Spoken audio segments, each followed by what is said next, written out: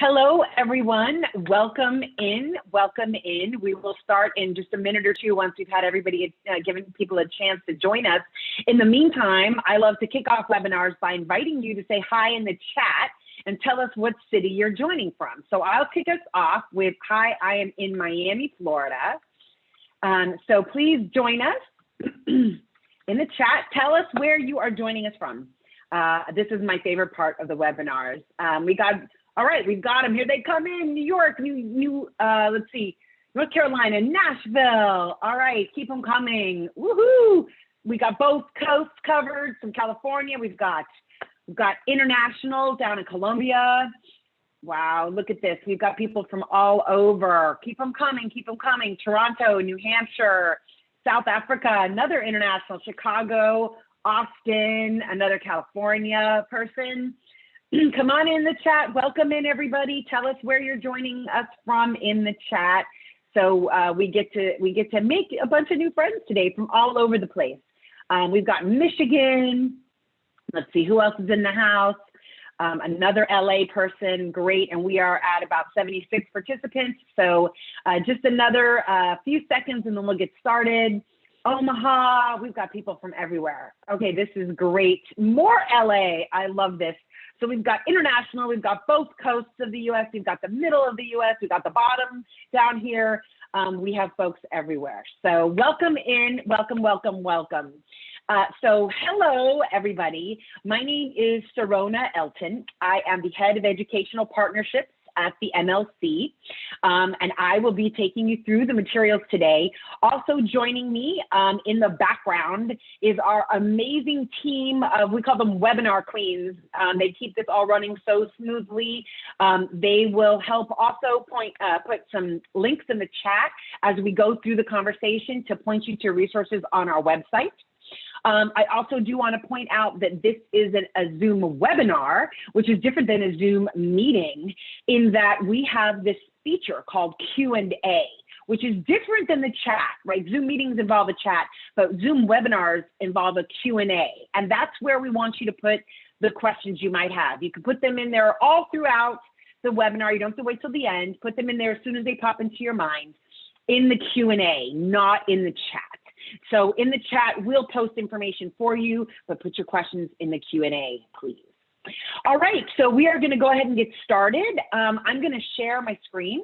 We're going to walk you through some information, and then at the end, I'll come back out of screen share, and we always have plenty of time to tackle all of your questions.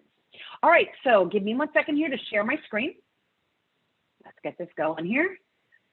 All right, and my colleagues will give me a holler if you cannot see that in presentation mode. All right, so let's just jump right in, shall we? Okay, so first I want to start with an overview of the MLC. So why are we here? What is our origin? What is our mission? So we were created by the Music Modernization Act of 2018, a massive change to copyright law having to do with music. And we were created for a particular purpose, and that is to administer a new blanket mechanical license to digital service providers, specifically those dealing with audio-only music, to cover mechanical licensing of US-based interactive streaming and downloads. That's our mandate, that's our mission, that's why we were created. There is a little asterisk there next to downloads because what's not yet clear is if the download services are going to move towards getting a license from the MLC. Today, they get those licenses. They work through the record companies, do a pass-through license, it's called, record companies or do-it-yourself artists who are putting out recordings. So the process for download licenses, not entirely clear when or if it's going to change, but the law does allow us to handle those as well. So at a super high level, super high level, and we're going to get into this in a lot more detail. The way it works is these digital services will be sending royalties to the MLC. We will be matching information about sound recordings that have been played on those services to musical works data in our database. And where we are able to match, we will be paying self-administered songwriters, music publishers, and collective management organizations, which is another way of saying mechanical rights organizations outside of the United States. But this is the really like 40,000-foot level view. We're going to get much deeper into all of this throughout the rest of this presentation. Okay, so put another way, in terms of why do you care, right? Why is this important to you? And that is because we will be collecting the money and then we will be paying you. If you are a self-administered songwriter, composer, or lyricist, we will have money for you. And so that's why you need to know about us.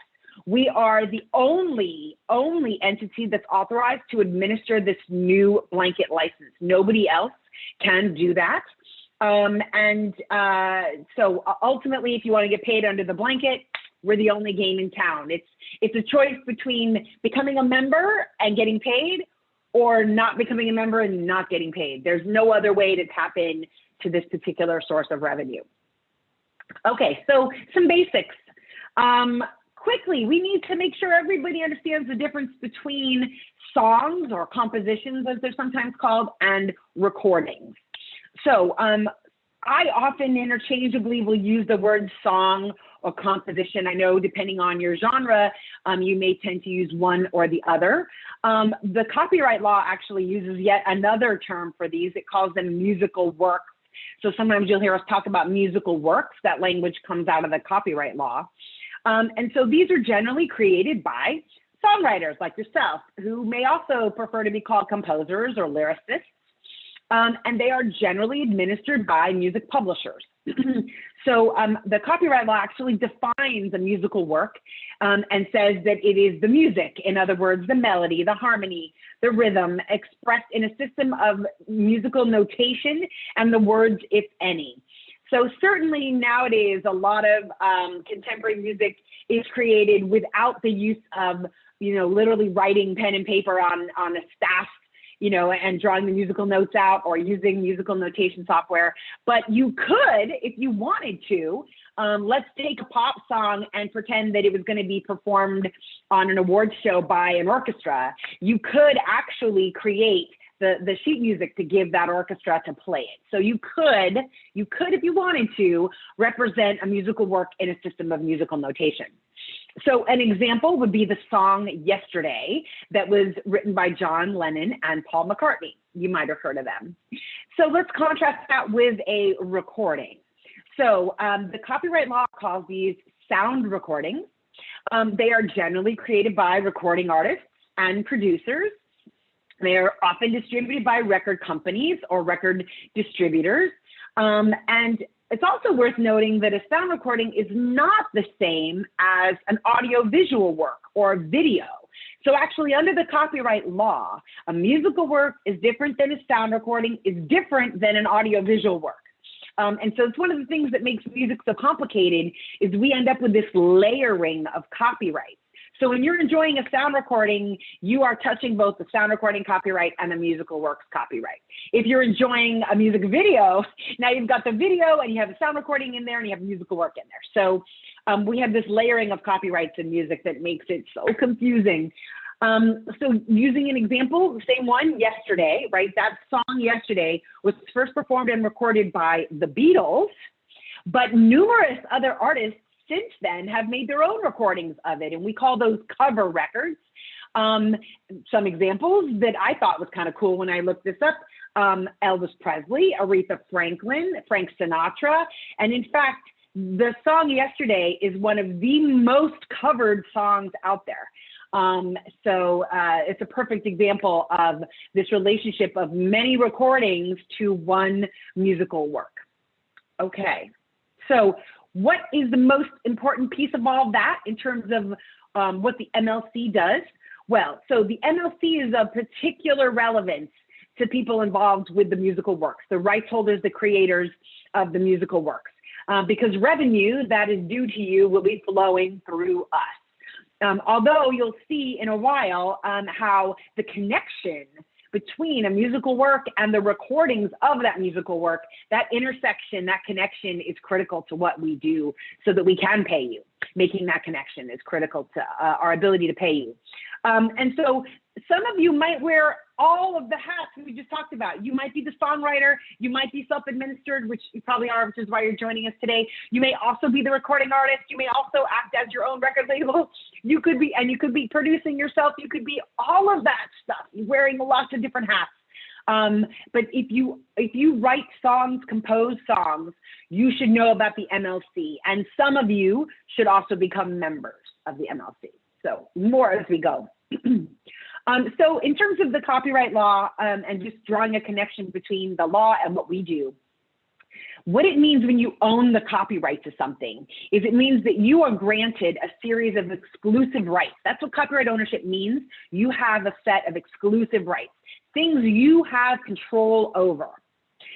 3 of those exclusive rights are the ones that tend to be involved in most of the ways we consume music. So the right to control reproductions of your musical work, the right to have control over distribution of those reproductions, and then the right to have control over public performance of your musical work. And so the way those get connected to licensing activities in the industry, when we're talking about mechanical licensing, we are talking about reproducing and distributing musical works as sound recordings. And when we talk about publicly performing a musical work, that's when we're talking about the need for a performance license. And so the MLC is involved in mechanical licensing, which connects back to the reproduction and distribution of musical works in sound recordings. That's that spot where we live. So this new blanket license that is now in existence, and it was first became available January 1st of 2021, so it is really brand new. And before the development of the blanket license, the way mechanical licensing has worked for over 100 years, it was done at a work-by-work, share-by-share basis. And so the party wanting to obtain a license had to research and find out who all the owners of the musical work copyright are, and then either send them a request for a license or send them a notice that they were going to proceed under a compulsory license, something the law grants. But it was done on a work-by-work, owner-by-owner basis, which really is not very scalable. Like, that doesn't work when you're talking about millions of musical works. Really doesn't work very well. So the copyright law came up with a solution, and that is the blanket license. So this blanket license now covers all digital, audio, mechanical rights for musical works in the United States. So what does this blanket include? What does it cover? What is included in this? So interactive streams are included in the blanket license. Limited or tethered downloads are included in this blanket license, and permanent downloads are included in the blanket license. Let me clarify quickly here what a limited download is.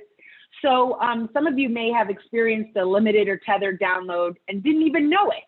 When you go on an airplane, for example, and in your app on your favorite digital service, you have clicked a button or set a toggle to say that you want to enjoy that playlist for offline listening. That is accomplished through limited downloads onto your device. You don't know about them. They don't work like permanent downloads. You can't move them around between devices. They're not yours forever. They're limited in terms of what you can do with them and how you enjoy them, but there actually are downloads that happen in the background to your device to support your offline streaming activities. That's what's meant by a limited or a tethered download. So those kinds of uses, services that offer these 3 types of experiences for consumers, they can get a blanket license, and the blanket license grants them permission for this. What the blanket license does not include, it does not include physical products. So a record company cannot get a blanket license to then release music on CDs and vinyl. They still have to deal with the work-by-work basis of the licensing. It does not cover videos, not video streams, not video downloads. The blanket license is a mechanical license, which is an audio-only license. So services that are making videos available will not be getting this kind of a license. And it does not cover non-interactive streams. So I know this is a lot of, jargon and industry terminology, but those of us on the inside, and you're an insider, you know that not all streams are equal. You have to get more specific than that. And so there is actually a difference between an interactive stream and a non-interactive stream. So on an interactive stream, the consumer, the user gets to decide exactly what they want to listen to, and they could play it on repeat if it's their favorite track. On a non-interactive streaming service, you could pick the station or the channel, right? But you can't pick exactly which track you're going to listen to. And that's what makes it non-interactive. So there is a difference, the way the copyright law treats interactive versus non-interactive services. The copyright law treats them differently, different kind of licenses that are involved. And so non-interactive streams do not involve a mechanical license. They are just a performance. And so they do not involve a mechanical license. It's a public performance. It's not a reproduction and distribution. So the blanket mechanical license does not address non-interactive streams. All right. So I love this diagram. I can't take any credit for creating it, but it really helps you narrow down the focus in terms of what we will be doing and what we will not be doing. So as I mentioned before, we are involved in musical works, not involved in sound recording royalties, for example. We are involved in audio only, not audio visual. We are involved in mechanicals, not performance. We are involved in digital, not physical. We are involved in interactive streams and downloads. That is our sweet spot. We are not involved in non-interactive streams. And it's also just worth mentioning that we are also not involved in anything to do with lyrics, which is yet another kind of license that would be needed. So this is where we sit in the landscape. I know some of you might have wished that we would be one-stop shopping, that the law would have said, you know what, all licenses of all kinds are going to run through this one organization. That is not the case. We are involved in a particular, extremely valuable and important revenue stream, but not involved in all of them. So hopefully this helps give you a little bit of orientation. So what will we be doing and what will we not be doing? So the copyright law actually lays out very specifically a list of what we are allowed to, what we are mandated to do. So 4 of those key things are, we have established and will be continuing to maintain a public database of musical works ownership information. This is up and running. You can go to our website, top right corner, there is a public database option right there. You can click through and look in our database. That is one of the most important things that we have been tasked with doing. We will be administering this new blanket license, right, which covers mechanical rights for digital audio services operating in the United States. We will be receiving and matching sound recording usage information from these digital services. So they're going to tell us this recording was streamed this many times or downloaded this many times. And then we are going to match that recording information to the musical works ownership information in our database. And we will also be collecting royalties from the services, not just usage information, but also royalties from the services. And we will be paying those royalties out to the parties entitled to collect the mechanical royalties. And so this is really, these are like the 4 most important key things that we are going to be doing. But it's also helpful to understand some things that we will not be doing, again, so you understand where we fit in the landscape of rights and royalties. We will not be involved with performance royalties or performance rights. We are not replacing your PRO. So you might be with ASCAP or BMI, for example. There's several others. That is not changing. Do not change that. And if you are not signed up with a PRO, you need to be. But we will not be replacing a PRO. We will not be administering digital performance rights for sound recordings or collecting those royalties. That is what Sound Exchange does. We will not be doing that. Sound Exchange, that's not changing. And so if you also make recordings, so you're the copyright owner of the sound recording and maybe you're also the artist, you should join Sound Exchange. That is separate from us. We will not be involved in mechanical licensing for physical products. So whatever processes exist in place, that's not changing. We will not be involved at all in anything to do with video or lyrics. And we will not be involved in collecting royalties or licensing services outside of the United States. So if you could imagine Apple Music or Spotify, right? They operate in the United States. They also operate in many other countries around the world. Spotify in France, for example, will not be getting a license from the MLC.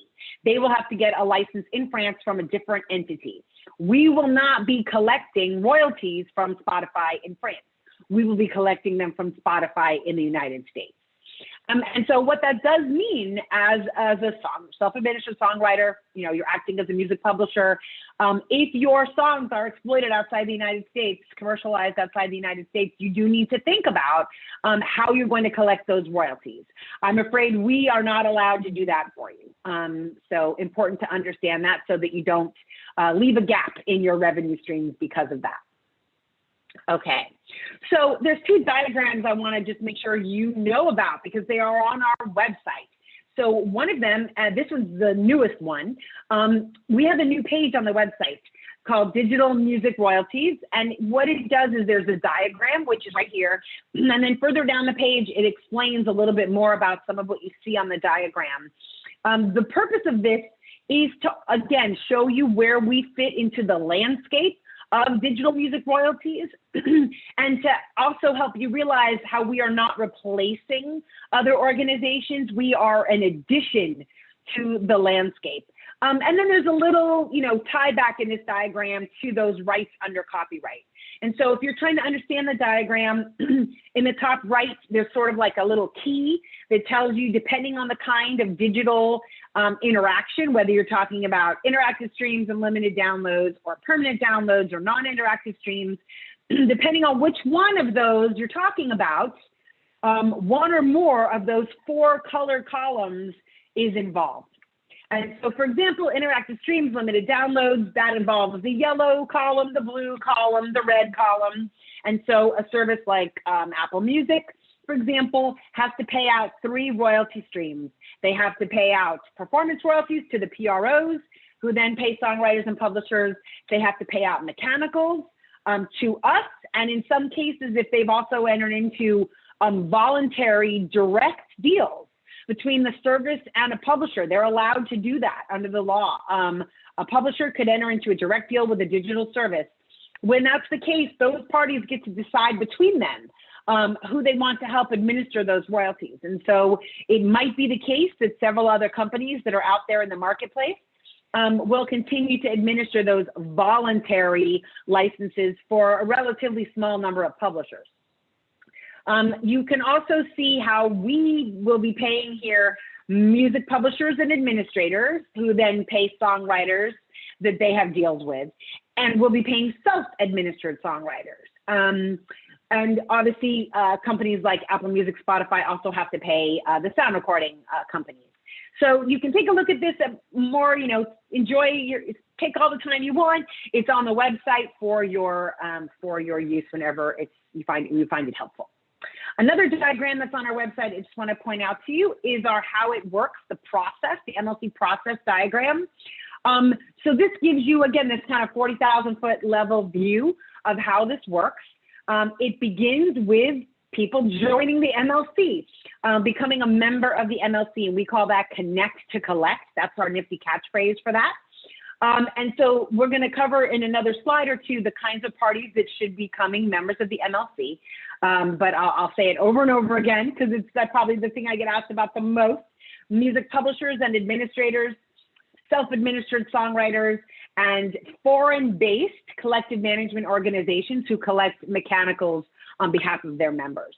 Or who should become members of the MLC. Once you join, you then need to play your part, which is our nifty catchphrase that means registering your works with us, making sure your works data is accurate. And all of that is done through our portal, our online portal. So that all comes into our database. We also then have coming into the database usage reports from digital music services that give us sound recording information and tell us how many streams happened, how many downloads happened, that kind of thing, and they have to pay the royalties to us. We then match up that sound recording information with the musical works in our database. That's the matching process. Where we've been able to match, we then pay our members. Where we're not able to match, and this is really exciting and this is really new, this is really something that makes things different now that the MLC is on the scene. Where we're not able to match the sound recording to the musical work, that information is going to be available to the public and to our members. There's this whole nother level of transparency that is now coming to bear because of the Music Modernization Act, where we will be making it available to people to see where we have not been able to match this usage so that they can help us get it matched. Members will have an ability to claim and say, hey, that's actually a recording of my musical work, so that there's, they greatly have control over making sure there's none of their recordings of their works are sitting in that unmatched. So it will be available publicly. People will be able to search it, help get it matched. And by the way, it's all earning interest while it's sitting there. Anything that's unmatched will be earning interest right from when we get it until it's paid out. And our goal is to have as little unmatched as possible. And we need the help of all of our members to make that the case. All right, so this is on the website. You can also check it out whenever you would like. So a couple of key questions that we get that I know you have questions. So I'm going to try to tackle them here because we've done these a couple times. We know what's on your mind. So who needs to become a member? Okay, all music publishers, publishing administrators, and collective management organizations. So these are mechanical rights organizations based outside the US. All of them need to become members of the MLC.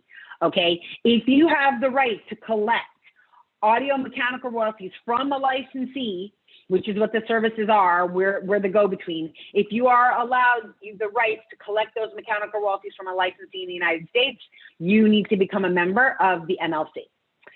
If you are a self-administered songwriter, composer, or lyricist who has retained the right to collect on any of your works, your mechanicals from a licensee, you need to join the MLC. And so, let me dive into this a little bit deeper, because what I know is the case for some of you is you've written a lot of songs, a lot of works over time. And it might be the case that some of those songs or musical works, my cat meowing in the background, some of those songs or musical works might be administered by a publisher or a publishing administrator, but some of them may not be. Some of them you may be managing the publishing for those. If that's the case, you are self-administered for the works that you publish, that you are the publisher for. And so really this analysis is a work-by-work analysis in terms of if you've written, let's say, 10 songs, you need to look at each of those 10 songs and say, who is the administrator? Is it me? In which case, you should join and you will register that work with us. Or is it some other company, in which case they will register the work with us, they will collect the royalties, and they will pay you. So it's quite common for songwriters to have some of their catalog administered or published by somebody else and some of it handled by them. And that's totally fine. It's a question of you understanding which works you are acting as the publisher for. And so we will be paying our members and whoever that may be, whoever's entitled to collect those mechanical royalties, whether it's you because you're acting as a publisher or a publishing company. And there is one other thing to highlight here, because people will ask, do I join the MLC as a writer or as a publisher? We don't have those categories the way that a performing rights organization does. So with an ASCAP, with a BMI, when they receive royalties, they pay, generally 50% to the publishing side, the publisher share, and 50% to the writer share, right? We don't have that publisher share, writer share, paradigm here. We pay the party who's entitled to collect the mechanicals. That party then may have a contractual obligation to pay other people a percentage of that. So we would pay just the publisher, and then the publisher would pay their songwriters based on their contractual relationship with those songwriters, which is different than the way PRO monies work. So if you are a self-administered songwriter, you are joining the MLC because you're wearing a publisher hat. That's why we say self-administered, as opposed to saying that all songwriters should join the MLC. Only the self-administered songwriters should join the MLC if you have any part of your catalog that is self-administered. And it's really because you're wearing the publishing hat, not because you were the writer. Okay, so how do you join? How do you become a member? You go to our website, you click in the top right corner, connect to collect. There is no fee to register. So if you haven't done this already, please, please, please do it today. Do it today. It's also worth noting that we are also different in this regard. This is all thanks to the Music Modernization Act. When we collect, let's say $100 in royalties, we will pay out $100 in royalties. We do not keep an administrative fee out of those royalties. Other organizations need to do that in order to operate. So it's not a bad thing, it's how they operate. But the copyright law actually set it up so that the digital services have to pay a separate amount of money they have to pay in to cover all of our operating costs. That is separate than the mechanical royalties they will pay us, 100% of which will end up paid out to rights holders. Okay, so join, become a member. Okay, then what do you do? The next thing has to do with your musical works. And you need to register any works with us that we don't already know about in our database. We have a starter database, so some of your works might be there already for you to then review and make sure the data is accurate. So the overall goal is making sure we have all of your work set up and that the data for all those works is correct. I do want to also make the point that, as a songwriter, you might be writing lots of works, a week, for example, but we really only need to know about the works that have been recorded and are going to be or have been put on these digital services. So it might be that you write, 10 works a week, but only one of them has ever been recorded and then distributed. It's that one that has been recorded and distributed that we need to know about. We don't necessarily need to know about every work you've ever created. And so if you happen to have information about your works in a spreadsheet, for example, maybe you're a veteran at this and you're like, I've been keeping my stuff in a spreadsheet. I know what my songs are. I know, what my share of these songs are. We have this great tool called our DQI, our Data Quality Initiative. And what you can do, anybody, you don't even have to have joined yet. You don't even have to be a member yet. You can ask to participate in the DQI. And what will happen is you will send us a spreadsheet of your data. We will compare that to the data in our database. And we will send you back where there are differences, where our database shows something different than what your data shows. And then you can figure out, which one's correct. Is our data correct? In which case you may not have to do anything to our data, or is your data correct? In which case you need to correct it with us. But it's a great, amazing tool that if, you're managing more than just a handful of works, it can be difficult to check each data field against your own data that might be really clean. Might be in really good shape. So the Data Quality Initiative, more information on our website. Check that out. You don't even have to be a member to do that. It's totally free. We would love to do that for you. So once you join, once you get your works data in good shape, also you need to set up all your payment information, right? Because you want to get paid. That's kind of the point of this. So you can set up your banking information so we can do an automatic funds transfer, your tax information. So you'll be doing all of that in the portal as well. Don't forget to do that. Because when we finally have some royalties for you, we want to pay you. So make sure that you get all that set up. And remember, if you do things like change your bank over time, you need to make sure to come back and update your data with us. So in terms of how to register your works, you have a couple of options because we realize different members will do this differently based on their preferences. So you can use the screens in our portal and type your works information in one at a time. You can do that. And that might make sense for a small number of works. That's available to you. Or you could upload a spreadsheet of musical works. There's a bulk upload feature that's now there. There's a very specific spreadsheet template. You can get it once you're logged in as a member. So you have to get your data in a particular format. But copying and pasting and moving things around is really easy in Excel or in Numbers or in Google Sheets, whatever your preference is. Although you will have to, at this point, I think, still convert it into an Excel file to upload it, but very soon you'll be able to upload it as a comma-separated values file. So you can upload it from a spreadsheet, or those of you who have much bigger capabilities, maybe, you know, you're using some software that's out there, you might be able to trigger the sending of a registration file from that software to us using this file format called the Common Works Registration File, a CWR file. Don't worry if you never heard of that. You don't need to worry about it. But some of you may already know what that is, and you might want to use that instead. So we have 3 different sizes, depending on what your preference. And again, don't forget, if you do have enough works that would be something you would use a spreadsheet for, then you'd be a great candidate to participate in our DQI. Okay, so you do all this via our portal. Once you get logged in, you'll check it out. It works great on mobile devices, you know, desktop computers, less laptops, desktops, and, you know, a computer screen as opposed to a cell phone or a tablet. So we're really proud of it. You know, we had to build this really, really quickly. And so our goal was to get it up and running as fast as possible. But now we're adding bells and whistles. And we hear great feedback from you all the time about things we can do to make it better, make it more efficient, make it more intuitive.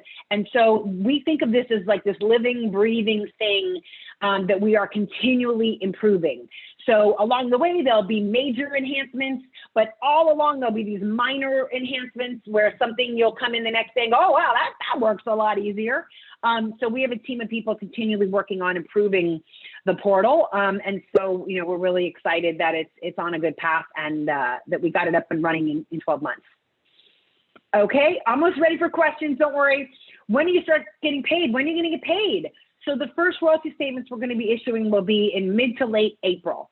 We actually have a dedicated page on our website that explains the timeline of when the activity occurs on the service, when the service then, what the deadline is, they have to report that to us.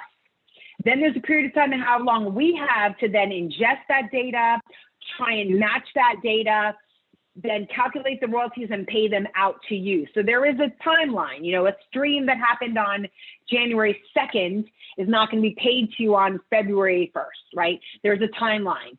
And so that is outlined on the website. You can check it out. But once we start paying in mid to late April, you will then get paid every month going forward. We pay monthly. And we are working already on the process of ingesting January's data so that we can get these payments to you.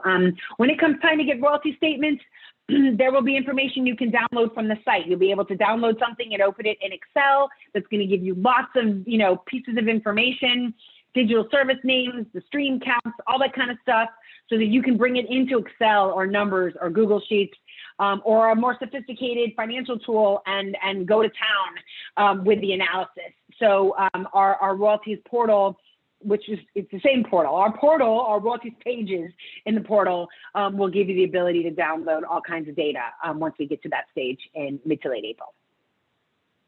Okay, lastly, I'm going to try to tackle as many questions as I can during the session, and I usually get through most of them. There's always a handful that I can't get to, or they're really so specific that it makes sense to dive really deep into the facts and the details. So I want to make sure that you know whatever does not get answered today can get answered in a couple of other ways. So firstly, we have a resources section on our website, and we have frequently asked questions on the website. So please do check that out on the website. If you are a member, there's also a knowledge base that you can access once you are inside the portal. And if you can't find the answer you're looking for in either of those places, we have a fantastic support team ready to help you. And you can reach them by phone, you can reach them by email, or you can reach them by chat once you're logged into the portal. Their hours of support are 8 a.m. to 8 p.m. Central Time, Monday through Friday, as well as Saturday, 8 a.m. to 5 p.m. Central Time. So, so whatever you like, whatever your favorite way of getting help is, I think we've got you covered in all those different ways. So I'm going to come out of screen share. All right. And I am now going to pull up the Q&A, and give me just a second to scan through, because sometimes I'll see the same question like 5 or 6 times. And so I'll try to cover those off first, because I know that there's a lot of you that are asking for them. Okay, so let me just tackle one question, because I see a couple here. about HFA, the Harry Fox Agency. Okay, so some of you may know what the Harry Fox Agency is. They've been around a very long time. We abbreviate them HFA. Some people just say Fox, right? Whatever your preference is. So the Harry Fox Agency has been involved in mechanical licensing forever, it feels like. And before the MLC, they were involved in digital audio mechanical licensing, and involved in some of the compulsory licensing activity. So HFA is going to continue to operate. We are not replacing HFA. And we are not the same as HFA. HFA is the vendor of the MLC. When we were looking across the industry to try and figure out who might have had a great database for us to tap into to get our database stood up really quickly, HFA was selected as the vendor to provide a couple of things to us. One of which is they are required to provide us with the data in their database. And so the way that works is if you are somebody who has already either affiliated with HFA as a publisher affiliate, or you might be a self-administered songwriter and you have signed up with HFA because they have handled some voluntary licenses and given songwriters the opportunity to opt into those voluntary licenses. So you've signed up, you've registered your works with HFA. If you have done that already, then they have shared those musical works with us, that data. And they will continue to share that with us on a continual basis. So if you already have a business process where you register your works with HFA, you can continue to do that, and they will continue to share that with us. So you do not need to also register those works with us if they're going to get registered with HFA. However, you do need to be a member of the MLC. You do need to set up your banking information with the MLCs because we're going to pay you for what goes through the MLC. HFA is going to have other kinds of royalties for you, right? They do other kinds of licensing. And so, that's between you and HFA, what other sorts of licenses they're allowed to grant on your behalf and other sorts of royalties they can collect on your behalf. So I'm sure they'll keep paying you for other things. But for the blanket compulsory digital audio mechanical, those will run through us. So if your works will be shared with us from HFA, but you need to join, set up your banking, all that kind of information with us, okay? The second question that I get that's similar has to do with something called MRI, or Music Reports. That is another organization out there. We are not replacing them. They are not a vendor of the MLC, but they are another company that is involved in music licensing. And if you already have a business process to register your works with them, that should not change. However, they are not sharing their database with us. And so you would still need to register your works with us, even if you are also registering them with MRI. They have other kinds of licenses they administer. They will not be able to continue working on compulsory audio mechanicals because those have to run through the MLC. If you've never heard of HFA or MRI, there is no requirement that you register works with them. That is an option, a choice. You can go and do some research and figure out if that makes sense for you. But we are not replacing them. We are taking a particular revenue stream that may have flowed through either or both of them for compulsory audio mechanical licensing, and that will now be flowing through us. You may also ask, if you register your works data with us, will they get that data? So here's another really cool thing that the Music Modernization Act set up. This publicly available database that we are operating, it's not just available for you to search on our website. Companies can take a complete download of our entire database on a regular basis. The entire database, a company could say, I want to take a download of that entire database. So we don't know yet, it's early days, if other organizations in the industry may want to take that database feed for some purpose. Everyone's allowed to. And so certainly the Harry Fox Agency or Music Reports or anybody else could take a data feed because it's public. So it would be for them to answer if they're ever going to do that. So hopefully that covers a lot of the HFA and MRI questions that we tend to get. Okay, so let me keep looking. Another common one. Okay, so some of you, this was such a great question. Some of you are also self-released artists, and you have signed up for services like TuneCore or DistroKid or CD Baby for their digital distribution to get your recordings on the digital services. And some of you have also decided to sign up for their publishing administration services where they also offer those. So for example, TuneCore has a digital distribution service and they also have TuneCore Publishing Administration. CD Baby has digital distribution services and they have CD Baby Pro Publishing. As far as I know, as of today, I don't believe DistroKid has a publishing administration service, but Songtrust is another company out there in the marketplace that offers publishing administration services. And there's probably a whole bunch of other services I haven't mentioned. So here's the way you need to think about it. You need to separate the sound recording from the musical work. So if you're getting your sound recordings distributed by one of these services and they're delivering those sound recordings to Spotify, Apple Music, that is separate, totally separate from the publishing administration services that you may or may not have opted into. So if you have signed up for publishing administration services with CD Baby, TuneCore, Songtrust, they are your publishing administrator. You are not self-administered for the works that they are administering for you. And so for those works they are administering for you, they will register the works with us, they will collect those royalties, and they will pay those royalties to you. You should not also register those works with us if they are handling the publishing administration for those works.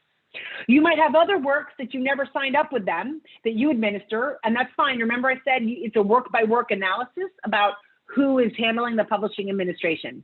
But I know from the frequently asked questions I saw on the websites of TuneCore Publishing Admin, CD Pro Publishing, and soon CD Baby Pro Publishing, and Songtrust on their websites in their frequently asked questions, they have made clear they will be acting as your publishing administrator. If you have any questions, you should direct those questions to them. And if there's a service I didn't mention, check out their FAQs. They might have answered it for you, or contact their customer support team. Okay, all right. So let me now have a scan here to see. All right, so I've got a couple questions about podcasts. Okay, so video podcasts, video, nothing to do with us, right? If they include music, that's a sync license. That's not us, not involved in video podcasts. Audio podcasts. So audio podcasts are not the case where they're playing one recording from the beginning of the audio to the end, right? It's not the same as a stream of your favorite recording. So those do not involve a mechanical license. There is more complicated licenses they need to have if they are including music within the podcast, and that is not something that we will be handling. Okay, someone asked, how do I opt out of blanket licenses?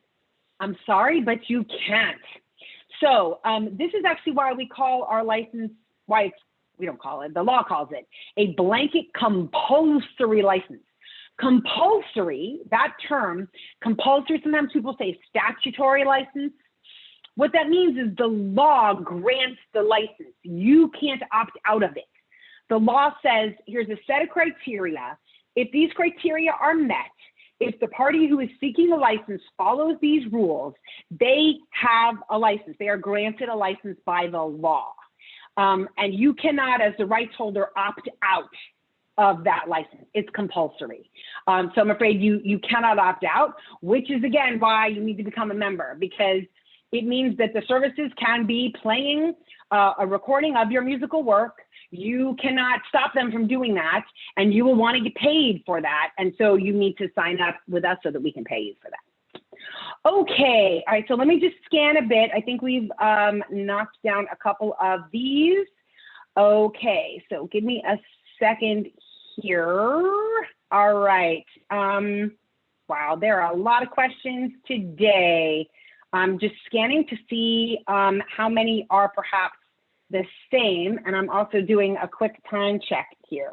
Okay, we have about 10 minutes left. All right, I think I'm scanning through all of them now. Bear with me. Okay, all right. Somebody asked, what kind of services would we reach out to in order to collect royalties outside the US? So that's where a publishing administration service might be of use to you. You know, publishers, publishing administrators, publishing administration services, those are all examples of parties that collect royalties outside the United States.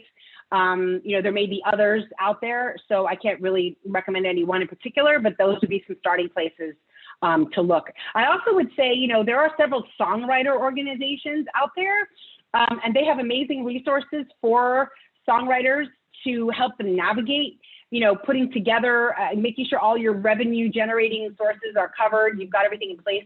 So I would also take a look at some songwriter associations and publisher associations, like, you know, the Association of Independent Music Publishers, for all kinds of helpful resources on how to put together your entire business revenue collection model. Okay, so are we collecting retroactively or from a certain date forward? Okay, so the blanket license went into effect January 1st, 2021. And we have already now received in mid-February activity for January, right, under those blanket licenses. So that's going forward. What has also been the case is the Music Modernization Act set out an option for digital services to pursue if they wanted to, where they can send all of their historical unmatched activity, what they have not paid out, they can send all that activity to the MLC so that we can match it and pay it out. And they were allowed to do that, and doing that gives them some benefits under the law in terms of some protection from legal liability. So some of you might have heard about this. There was a big press release last week about this. We received over $400 million and a huge amount of data, billions of data rows of activity from the digital services that chose to pursue this option. We now have a whole page, a dedicated page on our website about this, and my colleagues, my webinar queens in the background, will post a link to that on our website. It's under the How It Works section. It's historical unmatched data. You can see information from our press release there. And as we have significant updates to tell you, we'll update that page. If you also sign up for our newsletter, we'll be posting significant updates in the newsletter. So we just received that data. We're just at the very early stages of starting to ingest those files, which is going to take a lot of time, and, you know, start analyzing that data. It's also the case that the digital services have until mid-June to get us some additional critical information that's going to be necessary for us to process that. So it's going to take some time. We're at the beginning of that. So it's going to take some time, but at some point in the near future, if you have never received your mechanical royalties from these digital services, we hope to be paying that money to you. The critical thing for you to do right now to make sure that you are going to get your portion of that money is to become a member and to make sure all of your musical works data is correct. That is what you can be doing right now to make sure you're going to get your share of the unclaimed royalties. I will say that as you set up your musical works data, so we don't handle sound recording royalties. However, we care about the sound recordings that have been made of your musical works. And so if you know information about the sound recordings that have been made of your musical works, you should tell us that in the data fields there for that when you register the work. That is the single most important thing you can do to help us match the data from the digital services to your musical work. If you know the name of the artist, tell us the name of the artist. And then data nirvana, if you know the ISRC, that's the International Standard Recording Code, if you know the ISRC that has been assigned to any of the recordings of your musical works, there is a field for you to put that in. That is the most impactful thing you can do to help us connect data from the digital services to your musical work. If you know there's been recordings of your musical works, but you don't know the ISRCs, Sound Exchange has a public search on their website. You can go to Sound Exchange website. You don't have to be a member or anything like that. Just go to their public search, their public ISRC search, look for the recordings you know have been made of your musical works, and you can get the ISRCs right there. And then when you set up those musical works with us, or even if you set them up, you can go back into them. You could add information about the recordings of those musical works. That's the most important thing you can do right now, so that when we are at the stage of running that unmatched activity through our matching routines, our matching data, it will match. Okay, so you can check out that website. All right, so I am just continuing. Okay, someone asked, do your songs have to be released to be in the database? No, as a member, you can register a song whenever you want. You can register them anytime. My point earlier about saying that you don't need to register them unless it's going to actually be on a digital service is to say that, you know, you as a prolific songwriter might write tons of songs, and you don't necessarily have to do the work to set them all up with us if they only exist, you know, in your personal files.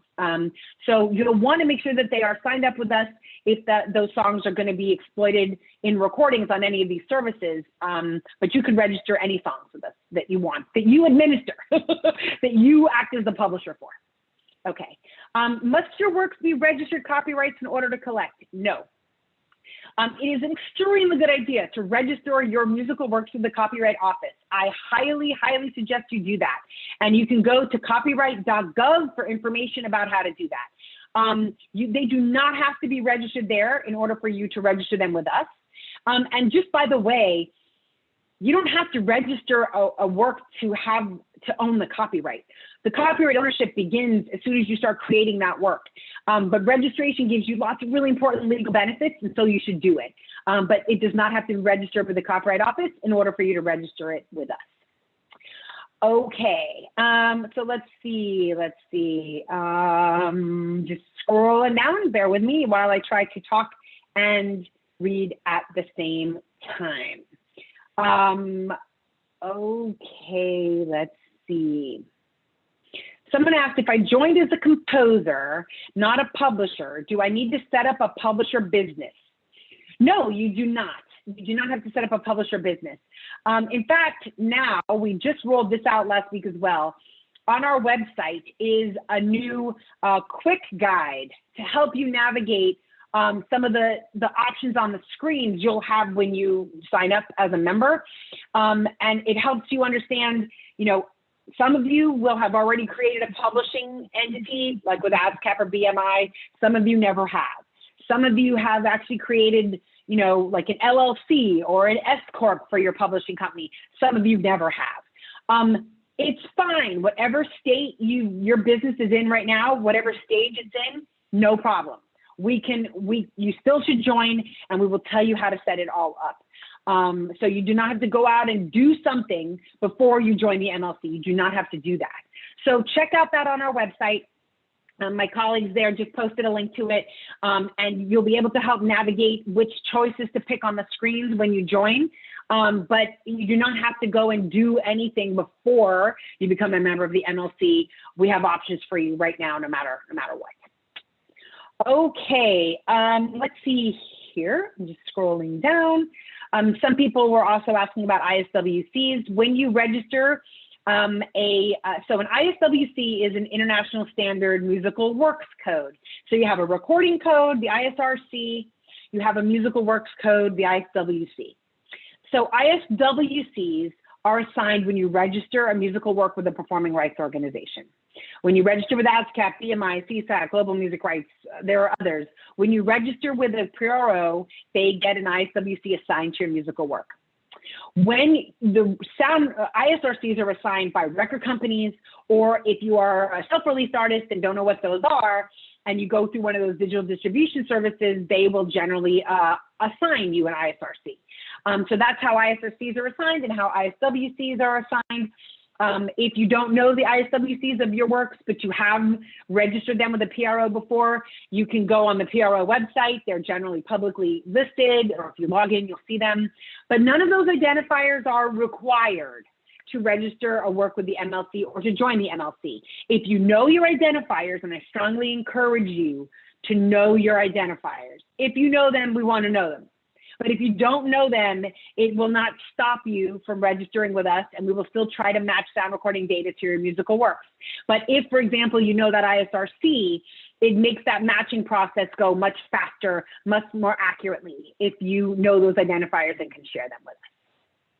Okay, so let's see here. All right, some questions about record companies. Record companies will not join the MLC. We do not pay sound recording copyright owners. We do not pay artists. So if you're a songwriter and you have your record company or not, that's really a separate matter. What matters to us is who handles your publishing. Do you handle your own publishing, or is another company, a publisher, a publishing administrator, do they handle your publishing? That's really what we matter.